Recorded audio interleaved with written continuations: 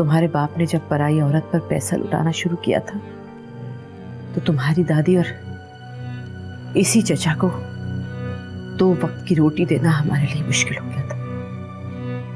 सारा दिन उस घर में मुलाजमों की तरह काम करने के बाद शाम को तुम लोगों के लिए रोटी की भीख मांगा करती थी। अम्मी, कोई मौका है ये बात याद करने का? यही तो मौका है। बेबसी का वो एहसास मिटता ही नहीं, दीमक की तरह चाट गया है मुझे। मैं खत्म होती जा रही हूं, मगर अब नहीं। अब जलने सुलगने बेबसी से तड़पने की बारी उन लोगों की है।